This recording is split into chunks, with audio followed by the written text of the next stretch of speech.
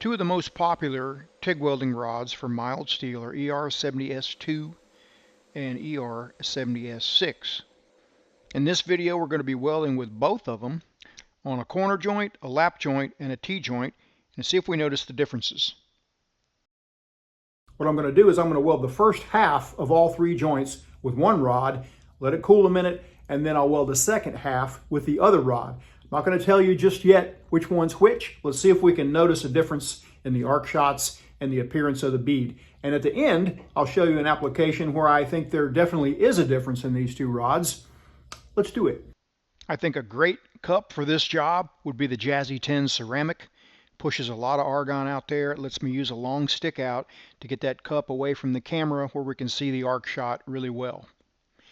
I'm going to be using about 25 CFH pure argon. This is 11 gauge cold rolled steel, which is roughly 1/8 of an inch thick. I'm using 1/16 diameter filler wire for both halves of this weld. I've got the machine set on 120 amps, but I'm not using all 120 amps here. I'm keeping an eye on the edges of that weld, just letting them barely wrap the corners. I put a camera on the machine. I'm using a prime weld TIG 225 for this. It read out 92 amps here for this outside corner joint.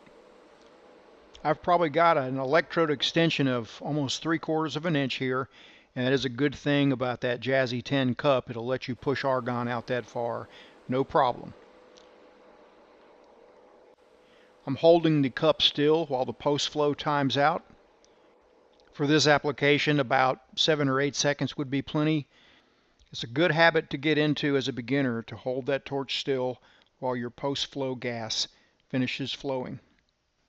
Next up is the lap joint.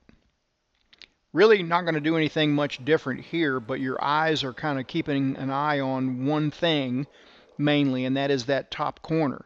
You don't want to chew that thing off, so you want to feed enough rod to fill it up and not scallop that corner, while also keeping a nice tight arc and flowing metal down into the root of the joint. This one's taking 117 amps, a little bit more than that outside corner. I wouldn't always use an electrode extension, a long stick out like I'm using here, but again, the reason is so that it gets the cup away from the arc shot so we can all see and learn more. And that Jazzy 10 just fits the bill to do that. I reached the halfway point here, so I tapered off amperage, again holding that torch still, letting the post flow go. And you can see that area that's shielded really well with argon from that big argon envelope, and now you see it discolor. That tells me that the post flow is done. And so now let's do the T-joint. The T-joint requires more amperage than the other two by a little bit. And actually I could have gone a good bit higher, could have gone up 140, 150 here on the T-joint and just moved faster. But I only went up to 120. That's what I had the machine at. I was full pedal at 120. And it's enough. It's enough to make a nice small weld as long as I keep a good tight arc. I could go much higher, could even go to a 332 filler metal, but 120 amps is getting the job done here. There are three main things to really focus on when you're doing a T-joint like this, and that's arc length. It's probably the number one, and then torch angle, but torch angle is very forgiving if you hold a tight arc, and then of course keeping that hot tip of the rod shielded with argon helps a lot. I'm coming up on the midway point. I'm tapering off, and once again holding the torch still while the post flow gas flows. Well, this is what we have so far. We'll let this thing cool a while and then weld the second half. Hey, you still with me? All right, we're about to weld the second half with the other rod. And then after that, I'm going to show you an application to where I think the ER70S-6 works better. And then I want to give you a little peek behind the curtain of welder skills. Let's get back to welding. Well, let's watch closely on this second half and see if we can notice any differences in how that puddle looks than from the first half. I'll tell you, I didn't notice any huge differences. Nothing jumped out at me like night and day differences, like, oh my gosh, this one's so much better. And the end result is relatively the same as well. Of course, there are going to be some differences in ripple spacing and things. It's probably just because it's manual welding. Coming up to the end here, I'm really watching the amperage so I don't melt it away, and backing in, tapering off. holding that torch still for a while, letting that post flow go. We'll do these in the same sequence, so next up is the lap joint. When you use that post flow and let it run, you got a nice shiny area there to start up on, and makes restarts go better. Once again, on the lap joint, what I'm really concerned with is not chewing that corner off. I want to fill it up all the way to the corner, but I don't want to scallop it by not adding enough filler metal or long arcing it. So each time I dab filler, I'm adding just a little bit. I'm slipping a little bit in there. I'm pushing just a little bit in there to kind of satisfy the puddle. So far so good. I'm not noticing any huge differences in the appearance or the way the puddle looks. I think I would notice more difference if this was vertical uphill, because there is a little bit of difference in the fluidity of the puddle, especially at low amperage. I'm using the same amperage for these joints as I did on the first half.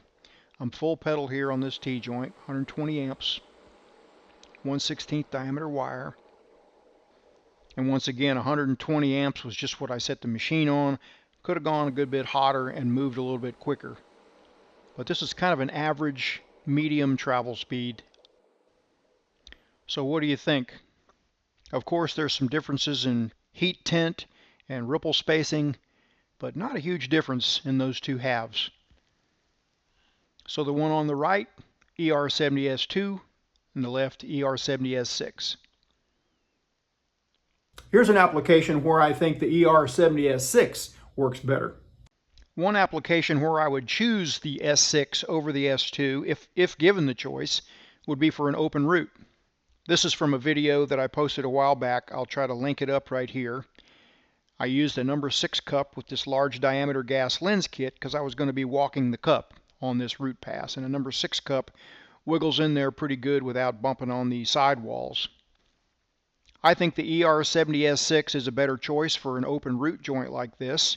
You don't always have the choice. The procedure sometimes specifies the S2, but if you have the choice, the ER70S-6 can definitely help you, especially when the gap is just a little tighter than you'd like it. It will help you get that root in there and help you prevent lack of fusion or incomplete penetration on open root joints.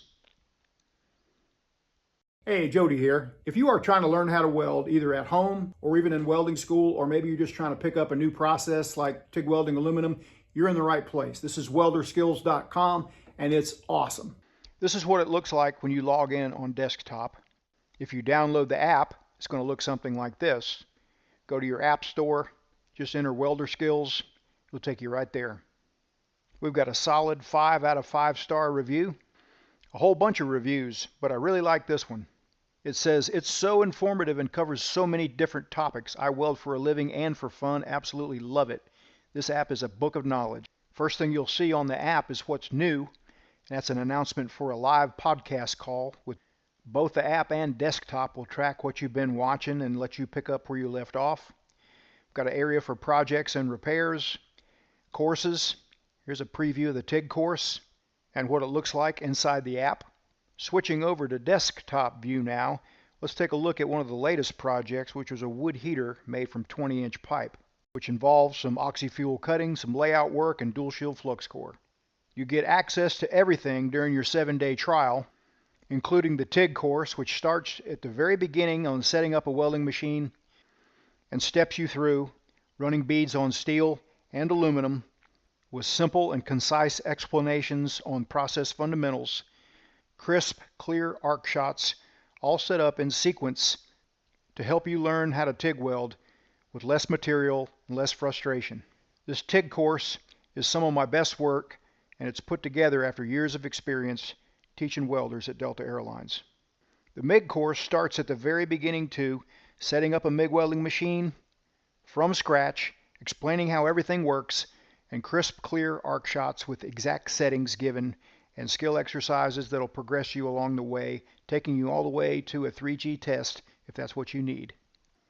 Our stick welding course is designed to be a supplement for welding students. All of the common skill exercises done in welding schools can be found here. There's 36 videos here, starting at padding beads and working up to open root. with a 6010 electrode and even 6G pipe tests. We do regular live podcast calls where you can call in, ask questions, and get answers to your questions. That's all part of your 7-day free trial. That was a quick preview, a little sip from the fire hose. It just scratches the surface. There's over 650 videos in here from some of my favorite welders who are super knowledgeable. A couple of them are still running welding businesses, taking you along for the ride, showing you actual real work down and dirty in the trenches. We've got courses for beginners, live podcast calls, tips for running a welding business, projects, repairs, and a full featured welding community free from jerks, drama, and BS. Don't be afraid to invest in yourself. Take the free 7-day trial, hop on in here, and improve with the rest of us. We'll see you in there.